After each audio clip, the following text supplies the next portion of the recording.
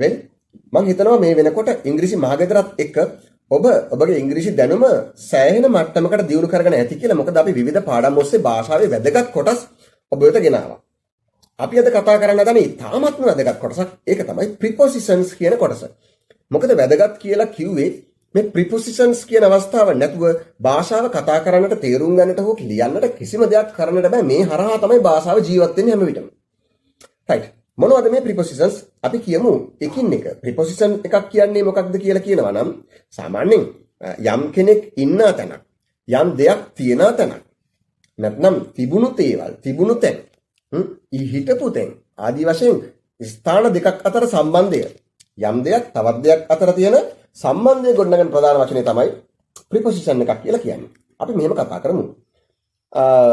මුලින්ම ගමු about කියන වචනේ. about කියන්නේ ගැන කියන එක. about කියන්නේ ගැන නැත්නම් පිළිබඳව කියන එකයි. ඔන්න පළවෙනි preposition එක. අපි කියමු අම්මා ගැන about mother. අපේ රට ගැන about our country. ඔයා ගැන about you. මේ ආදී වශයෙන් about කියන වචනේ පාවිච්චි කරන්නට පුළුවන් ඕනෑම කෙනෙක් ගැන නැත්නම් පිළිබඳව කියන එක. I think about you. මම ඔයා ගැන හිතනවා. I can write about my country. මට පුළුවන් මගේ රට ගැන ලියන්න. about කියන වචනය ගැන නැත්නම් පිළිබඳව කියන අවස්ථාවෙන් ඕන තැනක දාන්න පුළුවන්. about කියන එක තවත් තේරුමක් තියෙනවා. ඒ තමයි පමණ නැත්නම් විතර කියන එක. අපි කියමුකෝ about 100 කියලා. එතකොට තේරුම 100ක් විතර. about 50 people. ඒ කියන්නේ මිනිස්සු 50ක් විතර. about කියන එකේ විතර නැත්නම් පමණ ආසන්න වශයෙන් කියන අර්ථයකුත් තියෙනවා. හැබැයි මෙතනදී අපි කතා කරන්නේ ගැන නැත්නම් පිළිබඳව කියන අර්ථය. ඔන්න පළවෙනි preposition එක about. ඊටම කෙටියෙන් අද prepositions ගැන කතා කරන්නේ ඔබ හොඳට තේරුම් ගන්න. නමුත් මේ පිළිබඳව දීර්ඝ විස්තරයක් තවත් වීඩියෝ එකකින් මම ඉදිරිපත් කරන්න බලාපොරොත්තු වෙනවා. හැබැයි මූලික දැනුම අද ලබාගෙන ඉන්න දෙවෙනි preposition එක තමයි මම දෙකක් එකවර ගන්නවා over සහ above කියන අවස්ථා දෙක. over සහ above. මතක තියාගන්න මෙහෙම කිව්වොත් අපි there is a kite සරුංගලයක් තියෙනවා over the house. over the house කියන්නේ ගෙට ඉහළින්. over the house ගෙට ඉහළින්. over the tree ගහට උඩින්. ගහ උඩ නෙමෙයි ගහට උඩින්. බලන්න ගහට උඩින් over the house. above කියන වචනේ ඉහළ කියන අර්ථයක් තියෙනවා. හැබැයි පුංචි වෙනසක් තියෙනවා මතක තියාගන්න. දැන් අපි හිතමුකෝ කන්දක තියෙනවා. කන්දේ තියෙනවා පහළින් ගියයි ඉහළින් ගියයි. එකම කන්දේ. එතකොට පහළින් තියෙනවා මගේ ගෙදර, උඩින් තියෙනවා දෙව්සිත්ගේ ගෙදර. දෙව්සිත්ගේ ගෙදර තියෙනවා මගේ ගෙදරට ඉහළින්. එතකොට මට කියන්න වෙන්නේ දෙව්සිත්'s house is above my house. above my house මගේ ගෙදරට උඩින් ඉහළින් තියෙන්නේ. මොකද over my house කිව්වොත් ඒක තියෙනනේ මගේ ගෙදරට උඩින්. ඒ කියන්නේ එක්කෝ සරුංගලයක් වගේ වහලට උඩින් පාවි තියෙන්න ඕනේ. කුරුල්ලෙක් වගේ ගිලිමින් තියෙන්න ඕනේ. නැත්නම් එල්ලලා තියෙනනේ ගෙට උඩින්. over කිව්වොත්. හැබැයි over my house නෙමෙයි තියෙන්නේ මගේ ගෙදරට ඉහළින් එකම කන්දේ නේද? තියෙන මට්ටමට වඩා ඉහළින් කියනවා නම් අපිට above කියන වචනයයි ගන්න වෙන්නේ. දැන් මුහුදු මට්ටමේ ඉඳලා උස කිව්වොත් above the sea level sea level එකේ ඉඳලා ඉහළින්. over the sea කිව්වොත් මුහුදට උඩින්. නිකන් හිතා ගන්න over the sea මුහුදට උඩින් above the sea level මුහුදු මට්ටමට වැඩිය ඉහළින්. උස් මට්ටමකට කතා කරනකොට අපි above කියන වචනේ පාවිච්චි කරන්න පුළුවන්. above 17 years කිව්වොත් අවුරුදු 17ට වඩා ඉහළින්. ඊට වඩා වැඩි කියන එකක් තමයි above කිව්වේ. ඊට පස්සේ තවත් වැදගත් අවස්ථාවක් ගමු according to කියන අවස්ථාව. මේ prepositions එකින් එක කතා කරන්නේ according to. according to කියන්නේ අනුව කියන එක. according to the Sunday Observer. ඒ කියන්නේ Sunday Observer පුවත්පතට අනුව. Sunday Observer පුවත්පතේ කියවෙන විදිහට කියන එකයි according to Sunday Observer කියන්නේ. according to my opinion. my opinion කියන්නේ මගේ අදහස. according to my opinion කියන්නේ මගේ අදහසට අනුව. according to the television රූපවාහිනියේ කියන විදිහට රූපවාහිනියට අනුව. according to my thought මගේ සිතුවිල්ලේ ආකාරයට සිතුවිල්ලේ ලෙසට. ඒ කියන්නේ according to කියන්නේ යමකට අනුව කියන එකයි. කියනවා according to our grandmother අපේ අත්තම්මාට අනුව නම් අපේ අත්තම්මා කියන විදිහට කියන අර්ථය තමයි according to කිව්වේ. according to the Sunday Observer කියලා මලින් කිව්වා. Sunday Observer පුවත්පතට අනුව. තවත් එකක් ගමු. across. across කියන්නේ හරහා කියන එක. across the road පාර හරහා. across the river ගඟ හරහා. I can swim across the river. මට පුළුවන් ගඟ හරහා පීනන්න. She jumped නැත්නම් she ran ඇය දිව්වා across the road පාර හරහා. Don't run across the railway. කෝච්චි පාර හරහා දුවන්නට එපා. මේ across කියන්නේ හරහා කියන එකයි. across කියන්නේ හරහා. ඊළඟ අවස්ථාව after. after කියන්නේ පසුව. after 5 පහින් පස්සේ. after today අදින් පස්සේ. after කියන්නේ නිතරම පසුව කියන එකනේ නේද? after this month මේ මාසෙන් පස්සේ. after this year මේ අවුරුද්දෙන් පස්සේ. වගේ after කියලා කියන්නේ පසුව කියන එකයි. මූලික හැඳින්වීම විතරයි මම මේ අද prepositions වල කරන්නේ. තවත් විශේෂ හැඳින්වීමක් පසුව වෙනම වීඩියෝකින් හඳුන්වා දෙනවා. ඊට පස්සේ අපි after ට පසුව against කියන වචනේ කතා කරමු. against කියන්නේ එරෙහිව කියන එකයි. against me මට එරෙහිව. against the law නීතියට විරුද්ධව. don't speak against the country රටට විරුද්ධව කතා කරන්න එපා. he works against me ඔහු වැඩ කරන්නේ මට විරුද්ධව මට එරෙහිව. මේ against කියන වචනේ තව තේරුමක් ගන්න පුළුවන්. දැන් අපි කියමුකෝ අපි හේතු වෙනවා කියලා. හේතු වෙනවාට ඉංග්‍රීසියෙන් කියනවා lean කියලා. I am leaning මම හේතු වෙලා ඉන්නේ. විත්තියට නම් මම කියනවා I am leaning against the wall. Don't lean against the tree. ගහට හේතු වෙන්නට එපා. මේ lean කියන වචනයත් එක්කම against කියන වචනේ පාවිච්චි කරන්නත් පුළුවන්. අය ප්‍රධාන වශයෙන් against කියන්නේ එරෙහිව කියන එකයි. against එරෙහිව. අපි කතා කරමු among කියන වචනේ ඊළඟට preposition එක. among කියන්නේ අතර කියන එක. දැන් අපි කියමුකෝ among the trees ගස් අතරෙහි ගොඩක් අතරේ. among the books පොත් අතර. මම ඇයව දැක්කා මිතුරියන් ගොඩක් අතරෙහි. I saw her among many friends. I saw her among many friends ගොඩක් මිතුරියන් අතරෙහි. ඔහු ඉන්නේ විදුර ඉන්නේ මිනිස්සු ගොඩක් මැද්දේ. Vidura is among many people. among කියන්නේ අතරෙහි. among my dreams මගේ සිහින අතරෙහි. නේද? among the certificates සහතික අතරෙහි. මට මේක හම්බුනේ සහතික අතරේ තිබිලා. ඒ කියන්නේ among the certificates සහතික අතරෙහි. among the trees ගස් අතරෙහි කියන අර්ථයයි. දැන් අපි කතා කරමු before කියන අවස්ථාව. before කියන්නේ කලින්. අපි කලින් කිව්වා after කියන්නේ පසුවනේ. after today අදින් පස්සේ. before today අදට කලින්. before Monday සඳුදාට කලින්. නේද? before කියන්නේ කලින් කියන එකයි. before this මීට කලින්. before කියන්නේ එතකොට පෙර නැත්නම් කලින් කියන එකයි. අනික් අවස්ථාව behind. behind කියන්නේ පිටිපස්සෙන් කියන එක.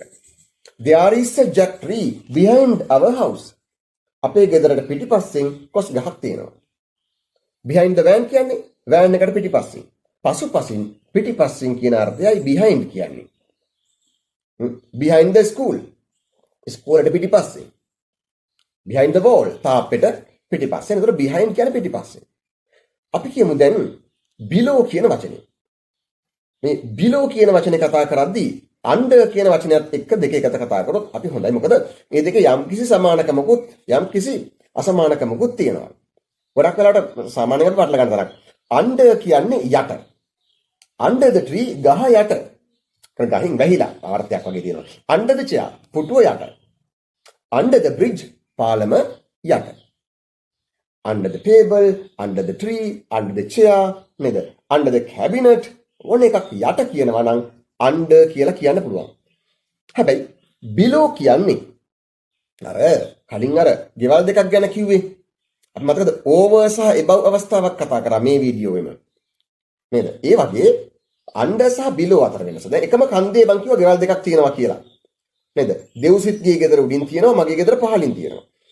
මගේ ගෙදර තියෙන්නේ දෙව්සිත්ගේ ගෙදරට පහළින් කියපුවාම my house is below දෙව්සිත්'s house. below දෙව්සිත්'s house මොකද එකම කන්දේ උඩින් තියෙනවා දෙව්සිත්ගේ ගෙදර, ඊට පහළින් තියෙනවා මගේ ගෙදර. my house is below දෙව්සිත්'s house. මොකද මගේ ගෙදර තියෙන්නේ දෙව්සිත්ගේ ගෙදරට වඩා පහළින්. my house is under දෙව්සිත්'s house කිව්වොත් මගේ ගෙදර තියෙන්නේ දෙව්සිත්ගේ ගේ යට. දෙව්සිත්ගේ උඩින් තියෙනවා, මගේ ගේ මෙහෙම යටින් තියෙනවා. එහෙම තියෙනවා නම් අස් යටින් එකෙන් වැහිලා වගේ තියෙනවා නම් තමයි අණ්ඩ කියන්නේ. හැබැයි මට්ටමින් පහළ කියලා කියනවා නම් below කියන වචනයයි ගැලපෙන්නේ. එතන පටලව ගන්න එපා. අණ්ඩ කියන යමකට යටින් below කියන්නේ උස් මට්ටමත් එක ගත්තම පහළින් උසෙන් අඩු මට්ටමක කියන එකයි. ඊට පස්සේ අපි කතා කරමු beside. beside කියන්නේ පැත්තකින්. beside she is sitting අය ඉඳගෙන ඉන්නවා beside the table මේසෙට පැත්තකින්. beside the table මේසෙට පිටිපස්සේ. මේසෙට සොරියමාන මේසෙට පැත්තකින්. එක පැත්තකින් වම් පැත්තකින් හෝ දකුණු පැත්තකින්. නේද? මගේ පැත්තකින් හිට ගන්නකො. stand beside me. stand beside me මගේ පැත්තකින් හිට ගන්න. beside කියන්නේ පැත්තකින් මේ වමින් හෝ දකුණෙන් එක පැත්තකින් කියන එකයි. ඊළඟ අවස්ථාව between. between කියන්නේ දෙකකට මැද්දෙන් නැත්නම් දෙකක් අතර කියන එකයි. බෝලේ තියෙන්නේ පෙට්ටි දෙකක් මැද්දේ. The ball is between two boxes. The ball is between two boxes. අපේ ගෙදර තියෙන්නේ බැංකුවටයි හෝටලයටයි මැද්දේ. Our house is අපේ ගෙදර තියෙන්නේ our house is between the bank and the hotel. between කියන දෙකකට මැද්දෙන්. අය නිදාගෙන ඉන්නේ අම්මට තාත්තට මැද්දෙන්. She is sleeping between mother and father. අම්මටයි තාත්තටයි මැද. දෙන්නෙකුට මැද්දෙන් කියන එකයි between කියලා කිව්වේ. දැන් තව කතාවක් ගමු beyond කියන අවස්ථාව. beyond කියන්නේ එපිටින්. beyond the mountain. Our village is beyond that mountain. අපේ ගෙදර තියෙන අර කන්දෙන් එහා පැත්තේ. අර කන්දෙන් එහා පැත්තේ. දැන් මම වාහනේ මගේ කාර් එක යාළුවෙකුට දීලා කියනවා කෑගල්ලෙන් එහාට යන්න එපා. Don't go beyond Kegol. beyond Kegol කෑගල්ලෙන් එහාට. beyond the horizon කියනවා. සිටිජයෙන් එහා පැත්තේ. සිටිජය කියන්නේ අර අපිට අහසයි මුහුදයි එකට ගෑවෙනවා වගේ පෙනෙන තැනනේ. horizon නැත්නම් සිටිජය කියන්නේ. ඉතින් සිටිජයනුත් එහා පැත්තේ. beyond සමහර වෙලාවට අපි කියනවා it's beyond my limit. it's beyond my limit. my limit මගේ සීමාව. ඒක තියෙන්නේ මගේ සීමාවෙන් එහා පැත්තේ. අපි කෙනෙකුට ඉල්ලීමක් කරනවා මට මේ දේ කොහොම හරි කරලා දෙන්න කියලා. ඉතින් අනිත් එකනා කියනවා මට ඒක කරන්න බෑ. ඒක තියෙන්නේ මගේ සීමාවෙන් එහා පැත්තේ. ඉතින් ඒකයි යා කිව්වේ it's beyond my limit. සමහර වෙලාවට කියනවා it's something beyond my limit. it's something beyond my limit. ඒක තියෙන්නේ මගේ සීමාවෙන් එහා පැත්තේ. you have done this work. ඔයා මේ වැඩේ කරලා තියෙනවා. you have done this work beyond my expectations. my expectations මගේ බලාපොරොත්තු. මම බලාපොරොත්තු වුණාට වඩා හොඳට ඔයා මේක කරලා තියෙනවානේ. කොහමද කිව්වේ? you have done this beyond my expectations. මම බලාපොරොත්තු වුණාට වඩා එහා පැත්තේ වඩා වැඩියෙන් කියන එකයි beyond කියන්නේ. beyond the mountain කිව්වා කන්දෙන් එහා පැත්තේ. beyond the river කිව්වා ගඟෙන් එහා පැත්තේ ඔය අවස්ථාව. තව අවස්ථාවක් by කියන preposition එක. by කියන්නේ අවස්ථා කිහිපයක් ගන්න පුළුවන්. by the river කිව්වොත් ගඟ අද්දර. by the road පාර අද්දර. ඒ by කියන එකෙන් අද්දර කියන අර්ථයක් ගන්නත් පුළුවන්. ඒ වගේම දැන් වාහනයකින් දැන් මම ආවේ බස් එකකින් කියලා කියනවා නම් I came මම ආවේ I came bus නෙමෙයිනේ I came by bus. මම ආවේ බස් එකකින්. මොකද I came bus කිව්වොත් මම ආවේ බස් එක. මම ආවේ බස් එක. I came bus. හැබැයි මම ආවේ බස් එකකින් I came by bus. I came by bus මම ආවේ බස් එකකින්. by van එකකින් we can go there. අපිට යන්න පුළුවන් by train coaching. by bus by train coaching by van එකකින්. ඔය විදිහට by කියන එකෙන් අර වාහනයකින් කියලා කියන්නත් පුළුවන්. තවත් by එකේ අවස්ථාවක් ගන්න පුළුවන්. දැන් by mother කිව්වොත් අම්මා විසින්.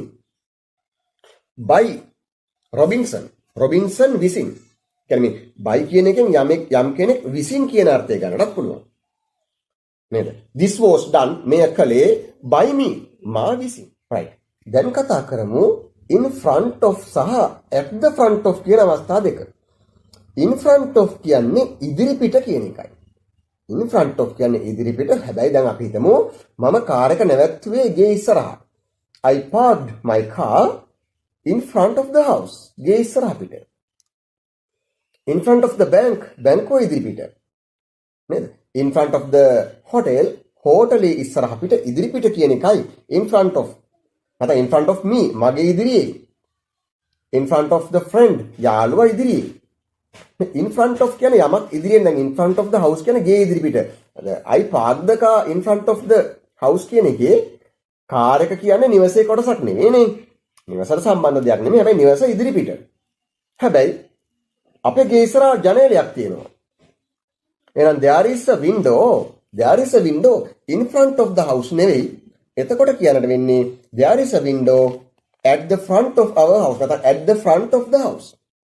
මොකද at the front of the house කියන්නේ ගෙදර නිවසේ ඉදිරි කොටසෙහි කියන එකයි. ඒක නිවසේ කොටසක්. බැංකුව ගැන කිව්වත් එහෙමයි. බැංකුව ඉස්සරහ තියෙනවා ලොබි එකක්. there is a lobby. බැංකුව ඉදිරි කොටස එක තියෙන පිටිපස්සේ නෙමෙයි. මැද කොටස නෙමෙයි. there is a lobby at the front of the bank. බැංකුව ඉදිරි පිට. නේද? එතකොට නැත්නම් කියනවා බැංකුව ඉස්සරහා කවුන්ටර් එකක් තියෙනවා. ඉතින් බැංකුවේම කොටසකට ඉදිරි පිට එක තියෙන්නේ.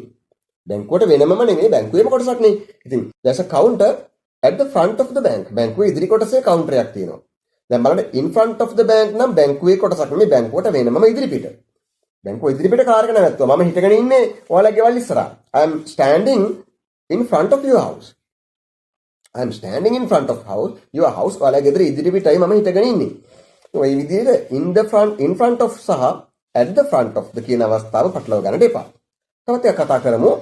in spite of කියන්නේ නොතකා එසේ තිබියදීත් කියන වගේ අර්ථයක්. අපි කියමු in spite of the rain we came out. වැස්ස තිබියදීත් වැස්ස නොතකා ඒක ගණන් ගන්න නැතුව in spite of the rain we came out අපි එළියට ආවා. she has gone there. ඇය එහි ගිහිල්ලා in spite of my advice. මගේ උපදේශය නොතකා. මම උපදේශයක් දීලා තියෙද්දිත් කියන එකයි in spite of my advice. මගේ උපදේශය නොතකා. in spite of the bad injury he had. එයාට ඇතිවෙච්චි දරුණු තුවාලය නොතකා. in spite of the bad injury he had he ran forward. එයා ඉදිරියට දිව්වා. ඒ කියන්නේ in spite of කියන්නේ යමක් නොතකා නේද? එසේ තිබියදීත් කියන එකයි. නේද? in spite of the bad weather condition. නරක කාලගුණ තත්ත්වය නොතකා. වගේ in spite of වගේම අන්තිම අවස්ථාවත් අපි කතා කරමු into කියන අවස්ථාව. into කියන්නේ ඇතුළට කියන එකයි. ලියද්දී නම් මේ into වචන දෙකකට ලියන්න එපා. එකට ලියන්නට ඕනේ. into ඇතුළට. අය ගියා කාමරේ ඇතුළට. she went into the room. she went into the room. අය ගියා කාමරේ ඇතුළට. put this pen into the box. මේ පෑන දාන්න පෙට්ටිය ඇතුළට. into the box පෙට්ටිය ඇතුළට.